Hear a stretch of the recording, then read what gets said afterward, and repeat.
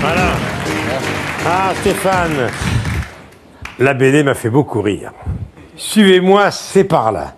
Alors ça, c'est une belle idée. On va citer le scénariste qui est Jérôme Derache, les dessins de Quaco. C'est la vie de Stéphane Plaza en BD, quoi. C'est ça, c'est la vie un peu immobilière avec tout ce qui se passe. Il y a, dans une agence immobilière, il y a beaucoup de choses. Il y a aussi la vie à la télé, etc. Mais comme c'est quelqu'un qui est assez maladroit, donc ça donne du piment à cette BD.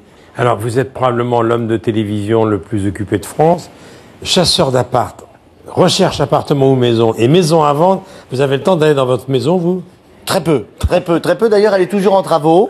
Oui. La mienne est toujours en travaux. J'ai pas le temps de vérifier les travaux. Justement, comment vous l'avez trouvé, votre maison, vous? Est-ce que vous avez fait appel à un agent immobilier? Non, mais j'ai toujours dit qu'il fallait pas que j'achète un 6e étage sans ascenseur. Eh ben, je l'ai fait. Oui. Ah, comme quoi, je ne sais pas ce qui m'a pris, le coup de foudre. J'ai acheté tout ce que j'avais dit non. Alors, la BD, c'est autour du personnage, la vie de Stéphane. Il ne s'exprime, d'ailleurs, le personnage, qu'avec des phrases d'agent immobilier. Pour draguer une femme, regardez, on va la lire ensemble. J'ai craqué, je lui ai dit que vu les travaux à prévoir sur sa façade, c'est normal qu'elle reste sans vis-à-vis. C'est délicat, ça. C'est un peu une déformation professionnelle. Et en fait, bon, il voulait faire du homestaging sur cette charmante jeune femme, mais il n'est pas très délicat, il s'est pris une tarte, quoi. Hein? C'est vrai que d'après un sondage, la profession d'agent immobilier, c'est celle qui compte le plus d'arnaqueurs. Oh, je ne sais pas, non, je peux pas dire ça. Non, bah non. Non, il y a des bons agents immobiliers. Oui. Mais, ouais, mais je préfère pas lire les sondages peut-être. Non. Et il y en a dans tous les réseaux. C'est vrai, bon. Alors, il faut noter que lorsqu'on vend un bien, il faut le homestager. Il faut essayer de le préparer, le rendre. Voilà, on avait tendance en France un petit peu à vendre le bien et déjà être parti dans le nouveau. Mais bon, bah il y a quelques travaux un petit peu à faire. Il faut le dépersonnaliser, enlever les photos. Si son père est cycliste comme chez moi, on enlève un peu les photos, on enlève les armoires de grand-mère, on laisse les côtés un peu fluides et on fait quelque chose d'un peu plus neutre pour que la personne puisse se projeter et prendre possession du bien déjà pendant la visite. Vous avez parlé de photo de votre papa? À chaque fois que vous viendrez chez moi, je montrerai cette photo.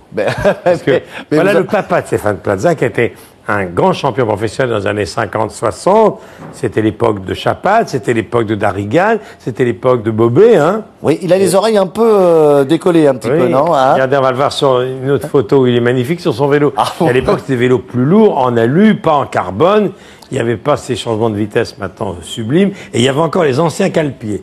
Oui. Il nous regarde, votre papa? Il regarde toujours. Alors, je vous salue, cher Raymond. Ah oui, vous pourrez aller faire un peu de vélo avec lui, comme ça. Oui, bien sûr. Oui, mais il est encore capable de nous doubler parce que quand on a été professionnel, on garde quand même le coup de pédale jusqu'au bout. Alors, il garde le coup de pédale, mais il l'a plutôt en voiture maintenant. Il regarde plutôt les autres. Vous voyez, oui, il est dans la voiture derrière, il conduit, il monte plus sur le vélo. Hein, Est-ce qu'il vous a transmis le virus à votre frère aussi? Surtout à mon frère. Il roule bien, votre frère. Hein. Mon frère roule très très bien, il fait beaucoup de... Moi, je préfère aller boire un petit coup de rosé, quoi. Comment va le comédien Stéphane Plaza? Parce que il faut savoir quand même que vous êtes un cas atypique. Vous êtes devenu une star de télé et vous êtes une des figures emblématiques de la grande chaîne qui est M6. Mais quand même, vous êtes bankable au théâtre. Hein. À gauche, en sortant de l'ascenseur, ou le fusil que vous avez joué au Bouffe, c'est des pièces qui ont un succès considérable. Vous faites plusieurs métiers finalement. Je fais plusieurs métiers, je dois avoir plusieurs personnes dans ma tête. Ça me permet aussi de ne pas m'ennuyer dans mes métiers, de me reconcentrer. Ça va bien, ça va bien. Le fusible, on va jouer encore 19 fois un petit peu en province. C'est vraiment l'ultime normalement, là. Et voilà, on va faire les dernières farces avec Arnaud Gidoin parce qu'il y a un spectacle aussi en coulisses. Comment est née votre carrière de télé? Par hasard, je vais être sans langue de bois. La veille, j'étais un peu sorti.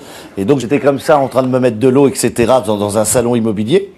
Et c'est là où Réservoir Production, l'ancienne société de la rue, Jean-Luc Delarue, sont venus nous chercher, etc. Ils ont dit tiens, ce jeune homme qui est en basket et qui ne parle pas comme les autres, évidemment, j'avais pas les neurones qui arrivaient. Donc il a dit tiens, celui-là, on va peut-être le prendre pour Paris, on va le prendre en joker. Et c'est comme ça que c'est parti. Et moi, au départ, comme l'agent immobilier n'avait pas forcément une bonne réputation. Il y avait déjà les mêmes sondages sans doute à l'époque. Oui. J'ai dit bon je vais y aller, je vais montrer que c'est un vrai métier, qu'on n'est pas là juste pour ouvrir des portes, qu'on est là pour aider les gens et parce qu'on veut des projets de vie. Donc je suis parti comme ça, la fleur au fusil. et aussi pour quitter ce salon immobilier où voilà. Et finalement, ça s'est enchaîné par le travail et un peu de chance.